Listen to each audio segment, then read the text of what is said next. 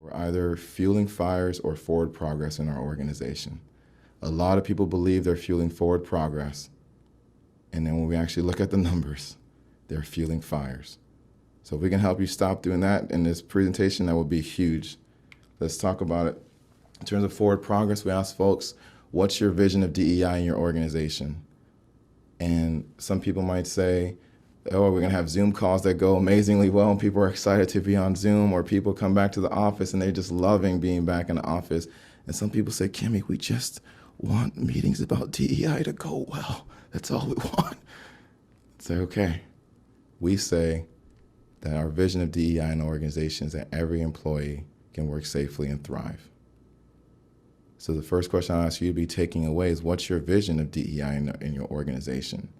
And this is important for us to understand that it's not just a campaign for minorities, that everyone in your organization can benefit from this. So some of you are saying, how do we get buy-in from the top? It's really about how are we positioning DEI? If we're thinking about it just as social justice, then people are like, well, that I don't have to deal with the world's problems. Like, yeah, we're not asking you to deal with that. We're asking you to deal with it inside your organization. So a question you can bring back to your team is everyone in your organization thriving?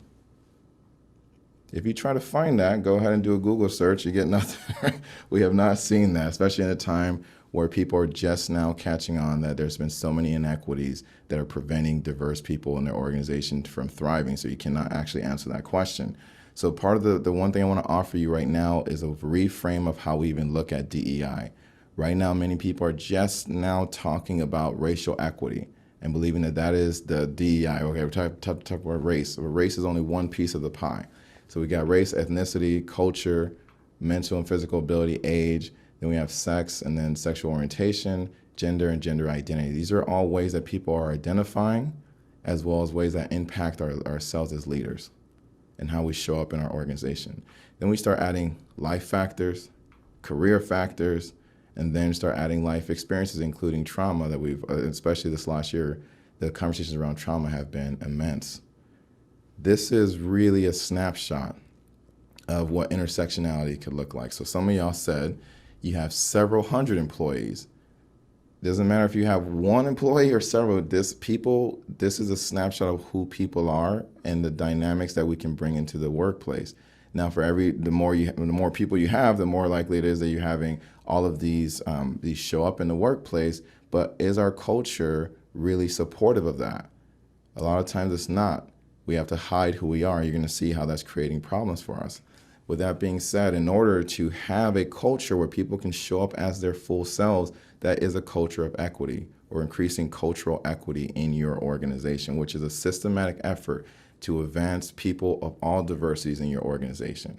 If you're just talking about skin color, you're talking about visual diversity. And that is going to become a problem that is already a problem for people because we're approaching it improperly. So the first thing I'll tell you to do is expand the vision of what diversity, equity, inclusion can do for your organization by expanding how we look at people, how we see people. Because when we start to talk about this is the vision, if, hey, everybody can thrive in our organization, they can bring their full self in a professional manner, then we have to talk about what gets in the way. So if you need trust to have customer lifetime value and employee lifetime value, then the biggest thing that gets in the way is mistrust. Because when we don't trust people in our organization, we bring less and less of ourselves to the organization.